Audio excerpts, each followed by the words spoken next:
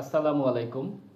আজকে এই ইউটিউব আলোচনায় আমি কথা বলবো আমাদের সংবিধানে রাষ্ট্রধর্ম ইসলাম এইটা সংবিধান সম্মত কিনা সেই বিষয়টি চ্যালেঞ্জ করে মাননীয় সুপ্রিম কোর্টে একটি মামলা হয়েছিল এবং সেই মামলার পূর্ণাঙ্গ রায় গত মাসে প্রকাশিত হয়েছে। সেই রায়ের বিষয় নিয়ে আজকের এই আলোচনা। মামলাটা 1988 সালের 14ই অগাস্ট বাংলাদেশ সুপ্রিম কোর্টের হাইকোর্ট বিভাগে অ্যাফিডেভিট সম্পাদনের মাধ্যমে দায়ের করেছিলেন বাংলাদেশের 15 জন অত্যন্ত পরিচিত ব্যক্তি এবং তারা একটি সংগঠনের নামে মামলাটি করেছিলেন এবং তারা প্রত্যেকে আবার আলাদা করে ব্যক্তি হিসেবেও মামলাটি করেছিলেন। তাদের এই সংগঠনটির নামটি ছিল স্বৈরাচার ও সাম্প্রদায়িকতা প্রতিরোধ কমিটি।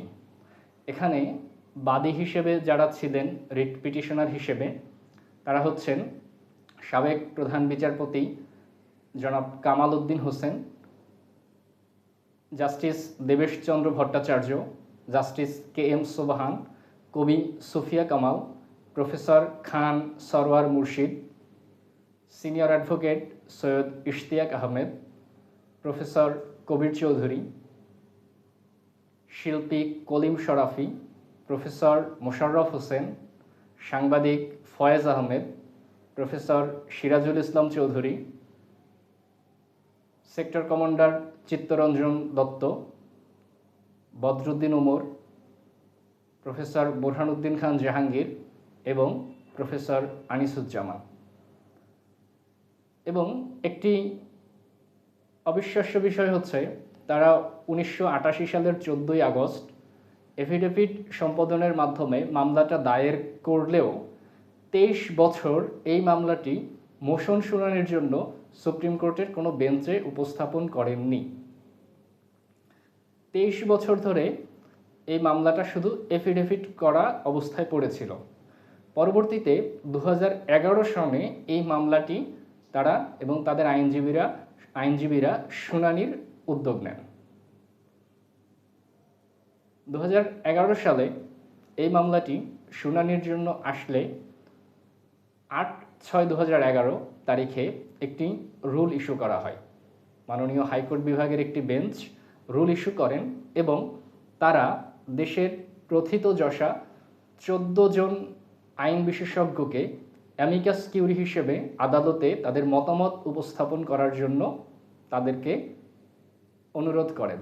এই 14 জন হচ্ছেন mister justice T S. Khan, doctor Kamal Hossain, mister Rafiqul Haque, mister M Amirul Islam, doctor M Zahir, mister Mahmudul Islam, mister A F. Hasan Arif, mister Rokanuddin Mahmud, mister Akhtar Imam, mister Fida M Kamal, mister Ajmalul Hossain QC, mister Abdul Matin Khasru, mister Yusuf Hossain Humayun, mister A F M. Mezbahuddin. তারা প্রত্যেকেই বাংলাদেশ সুপ্রিম কোর্টের সিনিয়র আইনজীবী এবং আইন বিশেষজ্ঞ হিসেবে অত্যন্ত সুপরিচিত। পরবর্তীতে 2011 সনে এই মামলাটার আংশিক শুনানি হয় এবং একটা সাপ্লিমেন্টারি রুলও হয়। পরবর্তীতে 2015 সালে পিটিশনারদের পক্ষে আইনজীবী সিনিয়র অ্যাডভোকেট জনাব সুব্রত চৌধুরী প্রধান বিচারপতির বরাবর একটি বৃহত্তর বেঞ্চ গঠনের জন্য আবেদন করেন এবং মাননীয় প্রধান বিচারপতি 2015 সালের নভেম্বর মাসে একটি বৃহত্তর বেঞ্চ গঠন করে এই মামলাটি শুনানির জন্য হাইকোর্ট বিভাগকে তাদেরকে আদেশ দেন বা তাদের কাছে প্রেরণ করেন এবং এই বৃহত্তর বেঞ্চটি গঠিত হয় বাংলাদেশ সুপ্রিম কোর্টের হাইকোর্ট বিভাগের মাননীয় বিচারপতি madam justice Naima Haider, mister justice Kazi Rezaul Haque এবং মিস্টার জাস্টিস আশরাফুল কামালের সমন্বয়। এই মামলাটি পরবর্তীতে 2016 সনে শুনানির জন্য আসে এবং শুনানি শেষে মামলাটি মাননীয় আদালত খারিজ করে দেন। এই খারিজ করে দেওয়ার সময় পত্রপত্রিকা এবং আইনজীবীদের বক্তব্য অনুসারে এটা জানা গিয়েছিল যে এই যারা মামলার পিটিশনার বা স্বৈরাচার প্রতিরোধ ও কমিটি, স্বৈরাচার ও সাম্প্রদায়িকতা প্রতিরোধ কমিটি, তাদের মামলা করবার এখতিয়ার নাই, অর্থাৎ লোকাস স্ট্যান্ডাই নাই। লোকাস স্ট্যান্ডাই আমরা যারা আইন পড়েছি আমরা জানি যে প্রত্যেকটা মামলা করতে গেলে মামলা করবার একটা অধিকার থাকতে হয়। বিশেষ করে রিট মামলা করতে গেলে যিনি মামলা করবেন তাকে যে বিষয়টি চ্যালেঞ্জ করে মামলা করবেন সেই বিষয়টি দ্বারা সংক্ষুব্ধ হতে হবে। এই ক্ষেত্রে এই স্বৈরাচার ও সাম্প্রদায়িকতা প্রতিরোধ কমিটি তারা কিভাবে সংক্ষুব্ধ হয়েছে এই বিষয়টি নিয়ে মাননীয় হাইকোর্ট বিভাগ তাদেরকে প্রশ্ন করলে তারা সন্তোষজনক জবাব দিতে ব্যর্থ হয় এবং হাইকোর্ট বিভাগ থেকে এই রিটটি খারিজ করে দেওয়া হয়। পরবর্তীতে যখন পূর্ণাঙ্গ রায় প্রকাশিত হয় তখন দেখা যায় যে আসলে শুধু লোকাস স্ট্যান্ডাই বা মামলা করবার এখতিয়ার না থাকার কারণে রিটটি খারিজ হয়নি, বরং এই মামলাটার জাজমেন্টে আসলে মামলার বিষয়টি অন মেরিট বা এটার সাংবিধানিকতা যাচাই করেই খারিজ করে দেওয়া হয়েছে। এই মামলাটির পূর্ণাঙ্গ রায়ে 3 জন বিচারপতি একমত পোষণ করেছেন যে এই রিটটি খারিজ হবে, কিন্তু এখানে 2 জন বিচারপতি একভাবে রায় দিয়েছেন এবং অন্য একজন বিচারপতি তার নিজস্ব পর্যবেক্ষণের ভিত্তিতে রায় দিয়েছেন। সিদ্ধান্ত একই, কিন্তু তাদের রায়ের কারণ আলাদা। প্রথমে এই মামলার মূল রায় লিখেছেন ম্যাডাম জাস্টিস নাইমা হায়দার এবং মিস্টার জাস্টিস কাজী রেজাউল হক জাস্টিস নাইমা হায়দার মহোদয়ের রায়ের সাথে একমত পোষণ করেছেন। তবে মিস্টার জাস্টিস আশরাফুল কামাল তিনি তার নিজস্ব পর্যবেক্ষণ এই রায়ে তুলে ধরেন। আমরা এখন এই 3 জন বিচারপতির যে রায় সেই বিষয়টিকে দুটি ভাগ করে আলোচনা করব, ম্যাডাম জাস্টিস নাইমা হায়দারের জাজমেন্ট এবং মিস্টার জাস্টিস আশরাফুল কামালের জাজমেন্ট, যে তারা কেন এই রিটটি খারিজ করে দিলেন। প্রথমে ম্যাডাম জাস্টিস নাইমা হায়দার মহোদয়ের জাজমেন্ট নিয়ে আমরা আলোচনা করি। তিনি এই মামলাটি অষ্টম সংশোধনী চ্যালেঞ্জ করে যে মামলাটি করা হয়েছে সেই প্রেক্ষাপট শুরুতে আলোচনা করেছেন। আমরাও যদি একটু সংক্ষেপ করে বলি যে 1988 সালে প্রেসিডেন্ট এরশাদ সংবিধানের 8ম সংশোধনী যুক্ত করেন। এই 8ম সংশোধনীতে তিনি বেশ কয়েকটা পরিবর্তন আনেন। তার মধ্যে সবচেয়ে উল্লেখযোগ্য 2টি পরিবর্তন হচ্ছে তিনি বাংলাদেশ সুপ্রিম কোর্টের হাইকোর্ট বিভাগকে ডিসেন্ট্রালাইজড করেন, অর্থাৎ হাইকোর্ট বিভাগ যে এখন শুধু ঢাকায় তার বেঞ্চ আছে, এই জায়গাতে তিনি ঢাকার বাইরে আরও 6টি শহরে 6টি পার্মানেন্ট বেঞ্চ তৈরি করেন।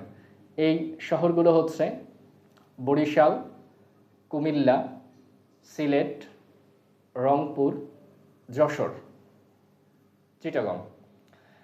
এই জায়গায় তিনি হাইকোর্টের এই বেঞ্চগুলো তৈরি করেন।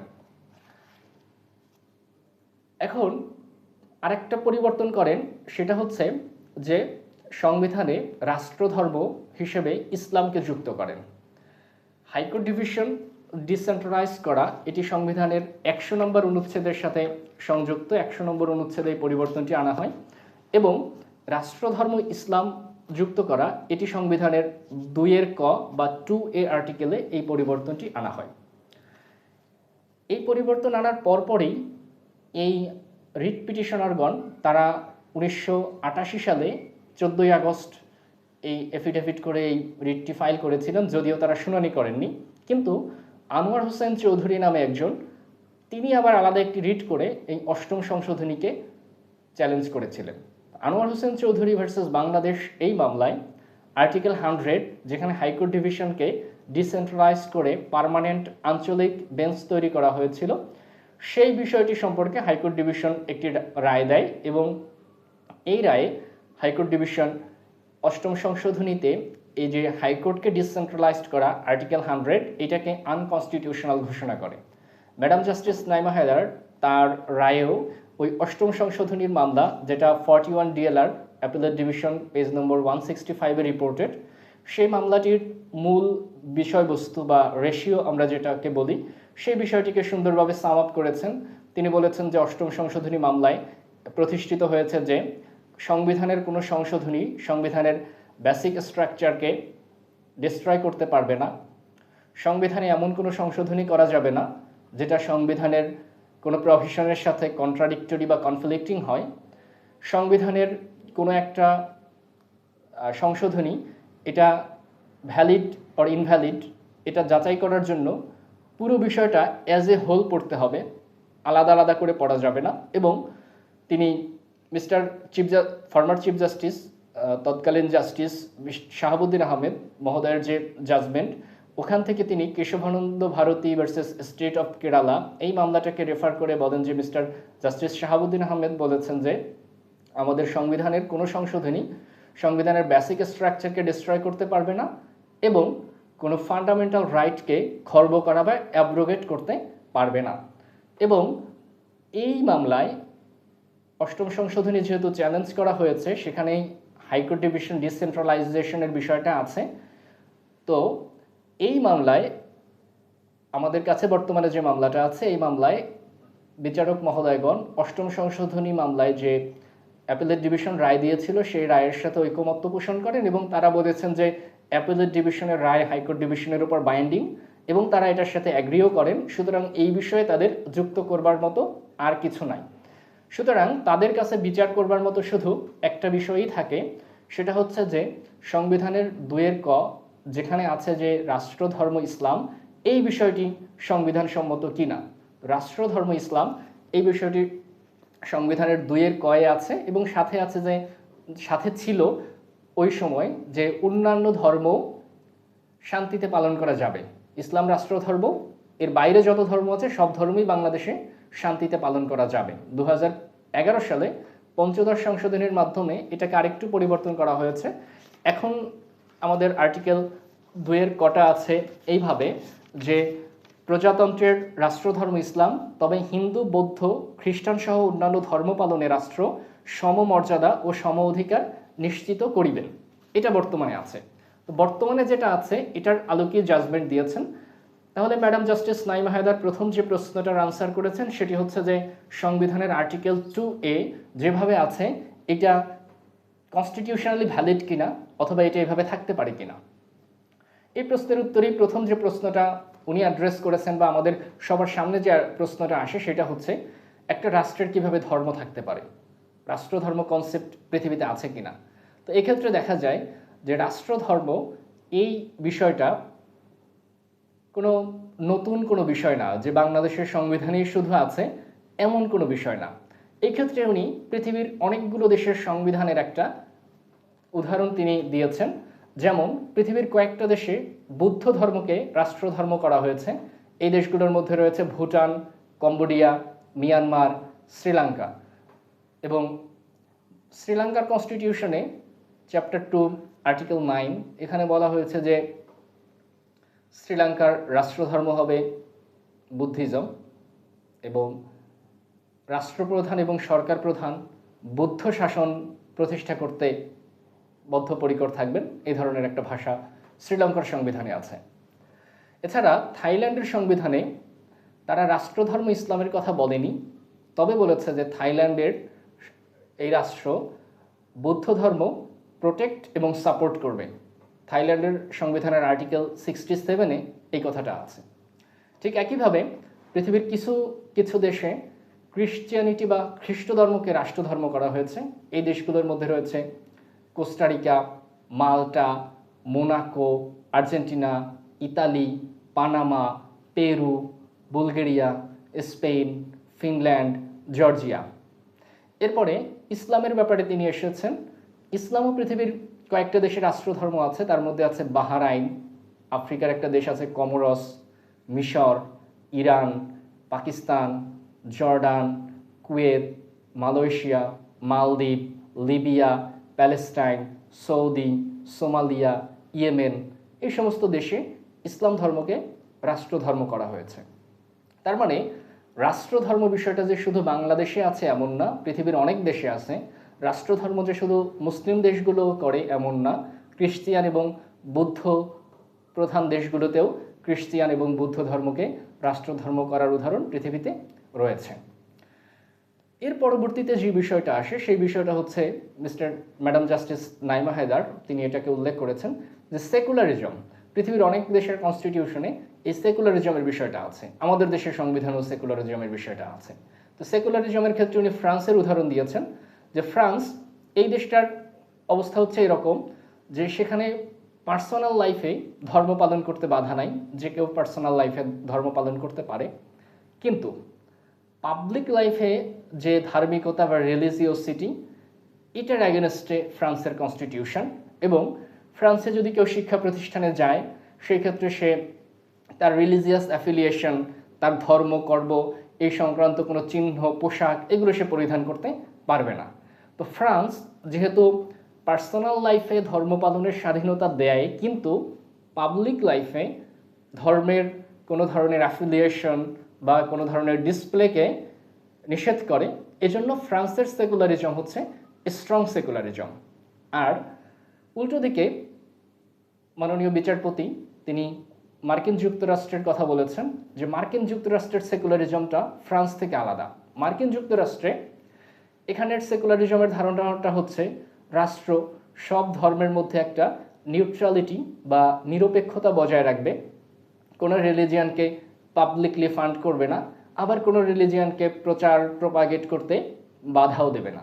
এই ধরনের সেকুলারিজমকে বলা হয় উইক সেকুলারিজম। তাহলে তিনি সেকুলারিজমকে দুইটা ভাগে ভাগ করেছেন, স্ট্রং সেকুলারিজম এবং উইক সেকুলারিজম। এখন কোন সেকুলারিজম স্ট্রং কোনটা উইক এই প্রশ্নটা আসে। আরেকটা প্রশ্ন আসে যে তাহলে আমাদেরটা কেমন, আমাদের সংবিধানে যে সেকুলারিজম আছে, প্রিয়াম্বেলে আছে, আর্টিকেল 12-এ আছে, তো এইগুলো কেমন? এই প্রশ্নটার উত্তর করতে গিয়ে তিনি আমাদেরকে বলেছেন যে কোনো একটা সেকুলারিজম কেমন এটা যাচাই করব আমরা দুইটা উপায়ে। একটা দেখব নেচার অফ রেকগনিশন, রাষ্ট্র কিভাবে রেকগনাইজ করেছে, আরেকটা হচ্ছে ল্যাঙ্গুয়েজ। এটা আমরা বলেছি যে আমাদের দেশের বা পৃথিবীর যেসব দেশে স্টেট রিলিজিয়ান আছে সেই সব দেশে কিভাবে কোন ভাষায় তারা রাষ্ট্রধর্মকে রেকগনাইজ করেছে এবং তাদের এই রেকগনিশন এর সাথে আর কি কি যুক্ত। তো রেকগনিশনকে তিনি বলেছেন দুইটা ভাবে হতে পারে, একটা হচ্ছে রেকগনিশন উইথ এস্টাবলিশমেন্ট, আরেকটা হচ্ছে রেকগনিশন উইদাউট এস্টাবলিশমেন্ট। এখানে তিনি দুটো দেশের উদাহরণ দিয়েছেন, একটা হচ্ছে ইয়েমেন, একটা হচ্ছে ওমান। ইয়েমেন তারা বলেছে যে আমাদের দেশের সংবিধানে বলা হয়েছে যে রাষ্ট্রধর্ম থাকবে ইসলাম, আর ওমানে বলেছে যে রাষ্ট্রধর্ম ইসলাম থাকবে কিন্তু এই ইসলাম হবে সোর্স অফ লেজিসলেশন, অর্থাৎ ওমানে যে আইন কানুনগুলো তৈরি হবে সেগুলো ইসলামিক উৎস থেকে আসবে। তো তিনি একটা চার্টও দিয়েছেন যে কোন দেশের রাষ্ট্রধর্ম কেমন। আমরা যদি সেই চার্ট অনুযায়ী একটু দেখি, ইয়েমেনে হচ্ছে যে Islam is the religion of the state and Arabic is its official language, খুব প্লেন ল্যাঙ্গুয়েজে বলেছেন। সৌদি আরব তারা তাদের সংবিধানে বলেছে the kingdom of Saudi Arabia is a sovereign Arab Islamic state, its religion is Islam. Qatar তারা বলেছে Qatar is an independent sovereign Arab state, its religion is Islam and sharia law shall be the main source of its legislation. ওমানও বলেছে যে religion of the state is Islam and Islamic sharia is the basis for legislation. ঠিক একইভাবে Malaysia তারা বলেছে Islam is the religion of the federation but other religions may be practised in peace and harmony in any part of the federation. Kuwait বলেছে the religion of a state is Islam and Islamic law shall be the main source of legislation. তাহলে আমরা দেখলাম যে কিছু দেশ তারা ইসলামকে রাষ্ট্রধর্ম এবং একইভাবে আইনের মূল উৎস হিসাবে বলেছে, আবার কিছু দেশ শুধুমাত্র রাষ্ট্রধর্ম বলেছে, অন্য আর কিছু বলেনি। তিউনিসিয়া তারা ইসলামকে রাষ্ট্রধর্ম বলেনি, তবে তাদের বলেছে যে ইসলামের ধর্মের ক্ষেত্রে তারা একটা বিশেষ সুবিধা দিয়েছে। যেমন আর্টিকেল 88 তিউনিসিয়ার কনস্টিটিউশনে তিউনিসিয়ার প্রেসিডেন্ট অবশ্যই একজন মুসলমান হবেন। এখানে আমরা যদি আলাদা করি তাহলে কিছু রেকগনিশন যে শুধু নামে মাত্র এই দেশের রাষ্ট্রধর্ম ইসলাম, আর কিছু রেকগনিশনের সাথে সাথে কিছু ফর্মাল কানেকশন আছে, যেমন প্রধান সোর্স হবে ইসলামিক ল। আবার দেখা যাচ্ছে যে ইরানের কনস্টিটিউশন তারা বলেছে যে তাদের দেশের গাইডিং প্রিন্সিপাল তাদের দেশের সব কিছুর ভিত্তি হবে একটা ইসলামিক বা ইসলাম ধর্ম। তো সেই ক্ষেত্রে যেসব দেশ রেকগনিশনের সাথে সাথে ফর্মাল একটা কানেকশন বলেছে যে সোর্সেস অফ ল হবে প্রাইমারিলি ইসলামিক ল, আবার রাষ্ট্রের প্রধান হবেন মুসলমান, বা রাষ্ট্রের যে গাইডিং প্রিন্সিপাল এটা হবে ইসলামিক প্রিন্সিপাল, এই রাষ্ট্রগুলোর স্টেট রিলিজিয়ান এই রেকগনিশন হচ্ছে রেকগনিশন উইথ এস্টাবলিশমেন্ট। আর যেসব দেশে এরকম নাই, শুধু নামে মাত্র, যেমন ইয়েমেন, এইসব দেশের রেকগনিশন হচ্ছে উইদাউট এস্টাবলিশমেন্ট। এর সাথে সাথে কিছু কিছু দেশ আছে তারা ইসলামিক নামটা একটা আইডেন্টিটি হিসেবে ইউজ করে, যেমন আফগানিস্তান, ইরান, পাকিস্তান। এই দেশগুলোতে তারা নিজেদেরকে ইসলামিক রিপাবলিক হিসেবে আইডেন্টিফাই করে। তাহলে আমরা দুইটা জিনিস এখানে দেখলাম যে সেকুলারিজম পৃথিবীর সংবিধানগুলোতে দুইভাবে আছে, স্ট্রং সেকুলারিজম এবং উইক সেকুলারিজম। আর স্টেট রিলিজিয়ানের যে রেকগনিশন এটাও দুইভাবে আছে, উইথ এস্টাবলিশমেন্ট এবং উইদাউট এস্টাবলিশমেন্ট। এখন প্রশ্নটা হচ্ছে যে বাংলাদেশের যে কনস্টিটিউশন, এখানে যে ইসলামের যে রেকগনিশন এটা কেমন, এবং এটা কি উইথ এস্টাবলিশমেন্ট আর উইদাউট এস্টাবলিশমেন্ট? আবার বাংলাদেশের কনস্টিটিউশনের যে সেকুলারিজম জিনিসটা আছে এটা কেমন, এটা কি স্ট্রং সেকুলারিজম আর এটা কি উইক সেকুলারিজম? তারপরে আমাদের প্রশ্নটা, মূল যে প্রশ্নটা আমরা শুরুতেই বলেছিলাম, বা ম্যাডাম জাস্টিস নাইমা হায়দার প্রথমেই প্রশ্নটা করেছিলেন, যে তাহলে আমাদের কনস্টিটিউশনে যে সেকুলারিজম আছে এবং যে স্টেট রিলিজিয়ান আছে এই দুইটা একসাথে থাকতে পারে কিনা। তো বাংলাদেশের সংবিধানে আমরা দেখি ম্যাডাম জাস্টিস নাইমা হায়দারের জাজমেন্ট অনুযায়ী যে এখানে কোনো রিপাগনেন্সি ক্লজ নাই। মানে হচ্ছে যে রাষ্ট্রধর্ম ইসলাম ঠিক আছে, কিন্তু ইসলামের সাথে সাংঘর্ষিক বা ইসলামিক প্রিন্সিপালের সাথে কনফ্লিক্টিং এরকম কোনো আইন তৈরি হলে সেই আইন বাতিল হবে, এরকম কোনো কথা নাই, আর বাস্তবেও তো নাই। যেমন আমাদের দেশে ক্রিমিনাল জাস্টিস চলে হচ্ছে পেনাল কোড এবং কোড অফ ক্রিমিনাল প্রসিডিউর, সাথে এভিডেন্স অ্যাক্ট, এগুলো দিয়ে। এগুলো তো সব কিছুই ব্রিটিশদের তৈরি করা, ইসলামিক ল অনুযায়ী না। সিভিল আমাদের যে বিচার কার্যক্রম এটিও চলে হচ্ছে code of civil procedure, the specific relief act, limitation act, evidence act, এই সমস্ত আইন দিয়ে, সবগুলো ব্রিটিশদের করা। এখানেও ইসলামিক প্রিন্সিপালগুলো নাই। সেকেন্ড হচ্ছে ইসলাম বাংলাদেশে একটা সুপিরিয়র রিলিজিয়ন, এই ধরনের কোনো এনফোর্সমেন্ট ক্লজ নাই। ইসলামকে আলাদা কোনো সুযোগ সুবিধা বা রাষ্ট্রে কোনো ইসলামিক আলাদা সুযোগ সুবিধা থাকবে এরকমও নাই। এবং আমাদের আর্টিকেল 2A-তে ইকুয়াল স্ট্যাটাস এবং ইকুয়াল রাইটের কথা বলা আছে, যে হিন্দু, বৌদ্ধ, খ্রিস্টান এবং অন্যান্য ধর্মেরও ইকুয়াল স্ট্যাটাস এবং ইকুয়াল রাইট থাকবে। তাহলে আমরা মোটামুটি বুঝতে পারছি যে আমাদের কনস্টিটিউশনের রেকগনিশনটা কেমন।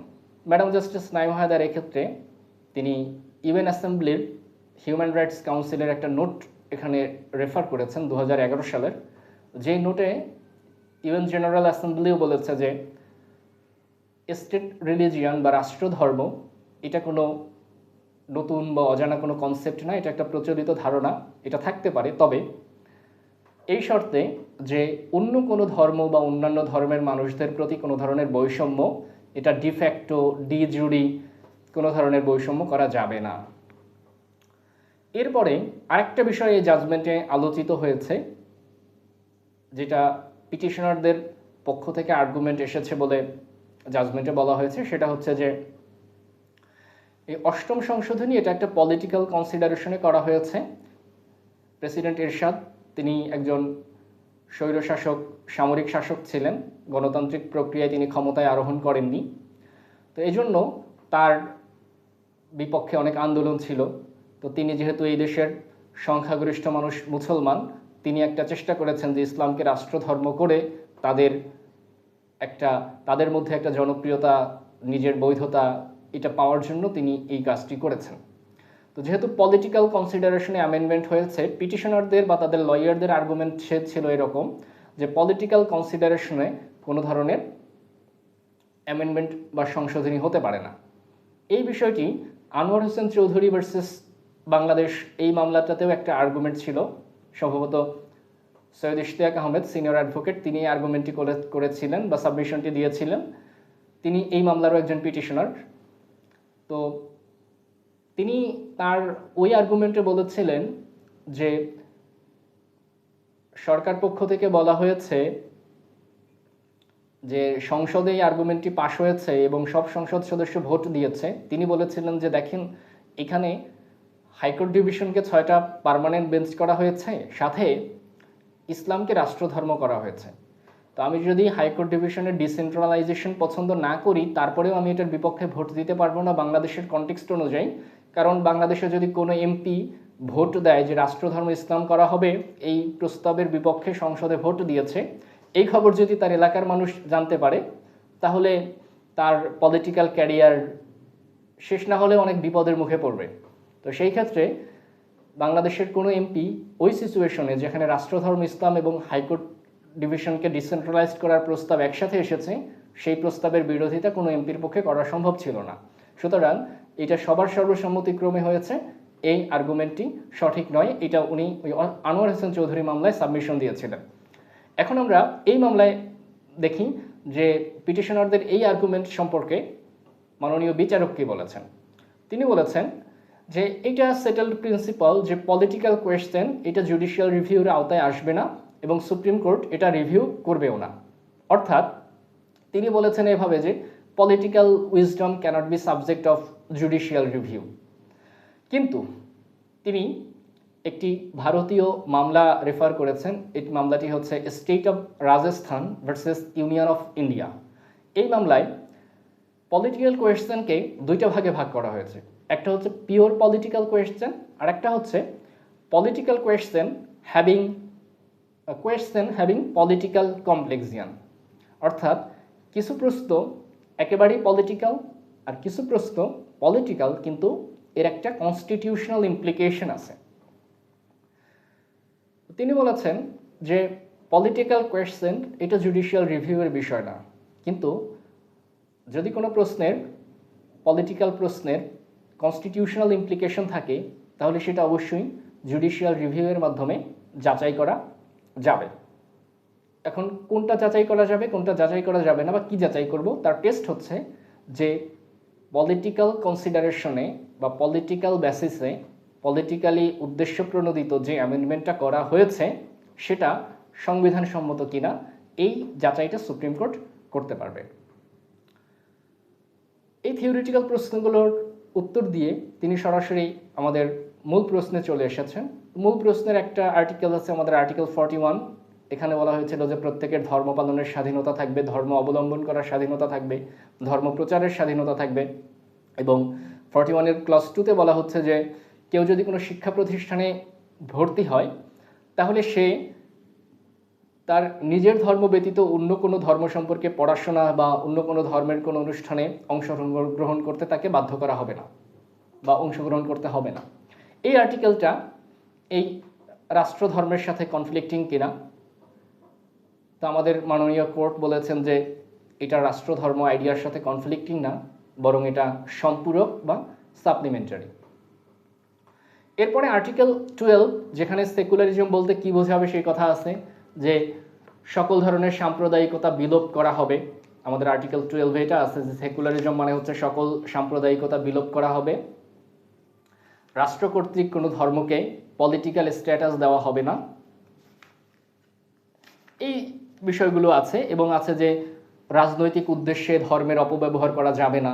তাহলে আর্টিকেল 12-এর সাথে এই স্টেট রিলিজিয়ান এটা কনফ্লিক্টিং কিনা।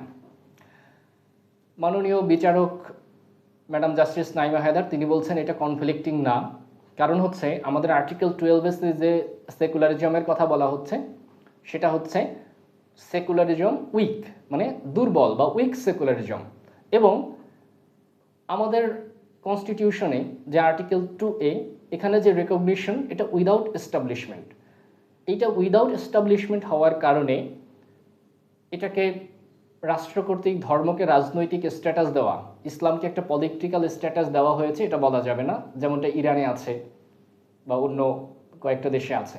তো সুতরাং আমাদের আর্টিকেল 12 সম্পর্কে সম্ভবত এটাই প্রথম একটা ব্যাখ্যা যে আমাদের সংবিধানের যে সেকুলারিজম এটা একটা উইক সেকুলারিজম, এবং আমাদের যে স্টেট রিলিজিয়ান এটা উইদাউট এস্টাবলিশমেন্ট স্টেট রিলিজিয়ান।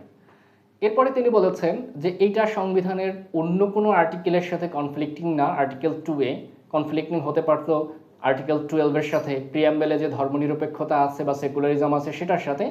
তো তিনি বলেছেন এটা সেকুলারিজমের সাথে কনফ্লিক্টিং না, কারণ হচ্ছে এটা আমাদের সেকুলারিজম উইক সেকুলারিজম, এটা ফ্রান্সের মতো পাবলিক লাইফে রিলিজিয়ানকে প্রহিবিট করে না।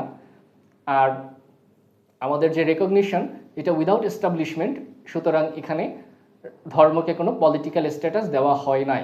তো সুতরাং এটা যেহেতু বেসিক স্ট্রাকচারকে ডিস্ট্রয় করে না এবং সংবিধানের অন্য কোনো আর্টিকেলের সঙ্গেও সাংঘর্ষিক নয়, সুতরাং এই সংশোধনী বা এই রেকগনিশন এটা আনকনস্টিটিউশনাল না, এটা সংবিধান সম্মত। এই কারণে তিনি এই মামলাটি খারিজ করে দিয়েছেন এবং বলেছেন যে রাষ্ট্রধর্ম ইসলাম এটি বহাল থাকতে কোনো অসুবিধা নাই। এটি হচ্ছে মূল জাজমেন্ট। মাননীয় বিচারপতি জনাব আশরাফুল কামাল তিনি রিটটি খারিজ করে দিয়েছেন, তবে তিনি তার ভিন্ন পর্যবেক্ষণ দিয়েছেন। তিনি বলেছেন যে এই মামলার যে শুনানি হয়েছিল খুবই অল্প সময় এবং এই শুনানিতে রাষ্ট্রধর্ম ইসলাম যে চ্যালেঞ্জ করা হয়েছিল সেখানে বিবাদী পক্ষ অর্থাৎ রাষ্ট্রধর্ম ইসলাম থাকবে এই পক্ষে পক্ষভুক্ত হতে আবেদন করেছিলেন মিস্টার জাস্টিস টি.এস. খান এবং অ্যাডভোকেট এ.বি.এম. নুরুল ইসলাম সহ কয়েকজন। তো কোর্ট তাদের ওই আবেদনের শুনানির আগেই রিটটি খারিজ করে দেন। কারণ হচ্ছে কোর্ট জিজ্ঞেস করেছিলেন যে সাম্প্রদায়িকতা ও স্বৈরাচার প্রতিরোধ কমিটি, এই কমিটি এখন এর অস্তিত্ব আছে কিনা, এই কমিটি রেজিস্টার্ড কিনা, এই কমিটির সদস্যদের এই মামলা করবার লুকাস স্ট্যান্ডেই আছে কিনা। তো কোর্টের উত্তরে তারা বলেছেন যে আমরা এটা পরে বলবো, শুনানির সময় বলবো। তো তখন আদালত বলেছেন যে আপনাদের লোকাস স্ট্যান্ডাই নাই এবং রিটটি খারিজ। তো সুতরাং শুধু লোকাস স্ট্যান্ডাই না থাকার কারণে মিস্টার জাস্টিস আশরাফুল কামাল এই রিটটি খারিজ করেছেন। আর ম্যাডাম জাস্টিস নাইমা হায়দার এবং মিস্টার জাস্টিস কাজী রেজাউল হক ওনারা অন মেরিট এই বিষয়টির জাজমেন্টে মানে সাবমিশন, আর্গুমেন্ট এবং ডিটেল অ্যানালাইসিসের মাধ্যমে রিটটি খারিজ করেছেন। এখন এখানে আমাদের কয়েকটা পর্যবেক্ষণ আছে, সেটা হচ্ছে যে এই জাজমেন্টে আরেকবার বেসিক স্ট্রাকচার ডক্ট্রিনের একটা এনফোর্সমেন্ট হয়েছে। আমরা জানি যে বেসিক স্ট্রাকচার ডক্ট্রিন প্রয়োগ করে কয়েকটা সংবিধানের সংশোধনী আনকনস্টিটিউশনাল করা হয়েছে। তার মধ্যে উল্লেখযোগ্য হচ্ছে 8ম সংশোধনী মামলা, যেটা এই একই বিষয়ে অন্য একটা আর্টিকেলের, এবং 16 সংশোধনী মামলা বেসিক স্ট্রাকচারের উপর ভিত্তি করে 16 সংশোধনীকে আনকনস্টিটিউশনাল করা হয়েছে। আর এটাকে কনস্টিটিউশনালি ভ্যালিড করা হচ্ছে, একই ডক্ট্রিন প্রয়োগ করে এটাকে বলেছে যে এটা ভ্যালিড বলাটাও একটা এনফোর্সমেন্ট, কারণ এখানে বেসিক স্ট্রাকচারের ফ্রেমওয়ার্কে এই অ্যামেন্ডমেন্টের কনস্টিটিউশনালিটি যাচাই করা হয়েছে। দ্বিতীয় পর্যবেক্ষণটা হচ্ছে যে সেকুলারিজম ফ্রেমওয়ার্কে স্টেট রিলিজিয়ানকে টেস্ট করা হলো এবং দেখা গেল যে জাজমেন্টে সেকুলারিজম এবং স্টেট রিলিজিয়ান কোএক্সিস্ট করতে পারে। কি যুক্তিতে? কারণ আমাদের সেকুলারিজম উইক সেকুলারিজম এবং আমাদের স্টেট রিলিজিয়নের যে রেকগনিশন এটা হচ্ছে রেকগনিশন উইদাউট এস্টাবলিশমেন্ট। এবং আমরা দেখলাম যে আমাদের স্টেট রিলিজিয়নের যে রেকগনিশন এটা পলিটিক্যাল স্ট্যাটাস না, কারণ এখানে কোনো এস্টাবলিশমেন্ট নাই। আরেকটা বিষয় এখানে উঠে এসেছে, সেটা হচ্ছে যে পলিটিক্যাল কোয়েশ্চেনের যদি কনস্টিটিউশনাল ইমপ্লিকেশন থাকে তাহলে সেই পলিটিক্যাল কোয়েশ্চেন জুডিশিয়াল রিভিউ বা কোর্টের বিচারের এখতিয়ারের অন্তর্ভুক্ত হবে। আরেকটা বিষয় এখানে একটা পর্যবেক্ষণ থাকে, সেটা হচ্ছে এই মামলাটা যখন করা হয়েছিল 1988 সালে, তখন সেকুলারিজম আমাদের কনস্টিটিউশনের মূল ভিত্তি ছিল না, তখন ছিল আল্লাহর উপর পূর্ণ আস্থা ও বিশ্বাস, যেটা 1977 সাল থেকে 2011 সাল পর্যন্ত ছিল। আর এই মামলাটার রায় দেওয়া হচ্ছে 2016 সালে। তাহলে 2016 সালে 2011 সালে যে পরিবর্তনগুলো এসেছিল সেখানে আল্লাহর উপর পূর্ণ আস্থা ও বিশ্বাস এই বিষয়টাকে প্রতিস্থাপন করে সেকুলারিজম বিষয়টাকে অন্তর্ভুক্ত করা হয়। তাহলে আমাদের প্রশ্নটা দাঁড়ায় যে সেকুলারিজমের ফ্রেমওয়ার্কে আমরা এটাকে যাচাই করলাম, কিন্তু যখন মামলাটা করা হয়েছিল তখন তো সেকুলারিজম কনস্টিটিউশনে ছিল না। তাহলে এই মামলার শুনানি যদি 23 বছর না হয়, 23 বছর পরে না হয় আগে হতো, তাহলে জাজমেন্টটা কেমন হতো, সেটা একটা হাইপোথেটিক্যাল বিষয়। আর একটা পর্যবেক্ষণ হচ্ছে আর্টিকেল 7B-তে যে সমস্ত আর্টিকেলের প্রোটেকশন দেওয়া হয়েছে তার মধ্যে আর্টিকেল 2A অন্তর্ভুক্ত, যেখানে স্টেট রিলিজিয়নের কথা বলা হয়েছে। তাহলে এখানে আর্টিকেল 2A এর কনস্টিটিউশনালিটি যাচাই করা হলো। আবার একটা পর্যবেক্ষণ হচ্ছে যে এখানে দুইটা ফ্রেমওয়ার্কে যাচাই করা হয়েছে, একটা হচ্ছে বেসিক স্ট্রাকচার আর একটা হচ্ছে সেকুলারিজম। কিন্তু ডেমোক্রেসির ফ্রেমওয়ার্কে কোনো বক্তব্য এখানে যাচাই করা হয় নাই, মানে কোনো আর্গুমেন্ট। এরকম একটা আর্গুমেন্ট অবশ্যই আছে আমাদের যারা স্টেট রিলিজিয়নের বিরুদ্ধে, যে কোনো ধর্মকে যদি রাষ্ট্রধর্মের মর্যাদা দেওয়া হয় তাহলে অন্যান্য ধর্মের মানুষের সাথে ওই ধর্মের মানুষের কি ইকুয়ালিটি থাকে কিনা, অর্থাৎ রাষ্ট্রধর্মের অনুসারীদের মধ্যে এবং যে ধর্মগুলোকে রাষ্ট্রধর্ম বলা হয় নাই তাদের অনুসারীদের মধ্যে কোনো ডিসক্রিমিনেশন হয় কিনা, এখানে ইকুয়ালিটির ভায়োলেশন হয় কিনা। আর ডেমোক্রেসি এটার একটা বেসিক প্রিন্সিপাল হচ্ছে ইকুয়ালিটি। তাহলে রাষ্ট্রধর্ম যদি থাকে বা সেকুলারিজম তো আছে, রাষ্ট্রধর্ম যদি থাকে তাহলে সেটা ডেমোক্রেসির সাথে ইনকনসিস্টেন্ট কিনা, এই বিষয়ে কিন্তু এখনও কোনো সাবমিশন, কোনো আর্গুমেন্ট বা জাজমেন্টেও কোনো মতামত এই বিষয়ে দেওয়া হয়নি।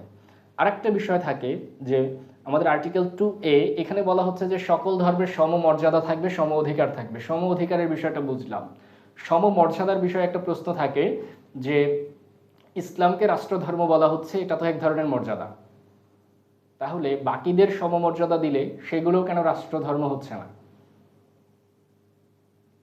এই একটা প্রশ্ন থাকে। আজকে আমাদের আলোচনা এই পর্যন্ত। এটিকে, এই মামলাটি অষ্টম সংশোধনীর একটা অংশকে চ্যালেঞ্জ করে হয়েছে, সুতরাং এই মামলাটিকে অষ্টম সংশোধনী মামলাও বলা ভুল না আমি মনে করি।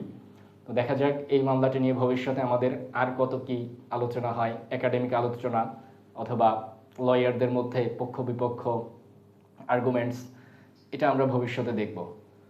সবাইকে ধন্যবাদ ধৈর্য ধরে এই আলোচনাটা শোনার জন্য।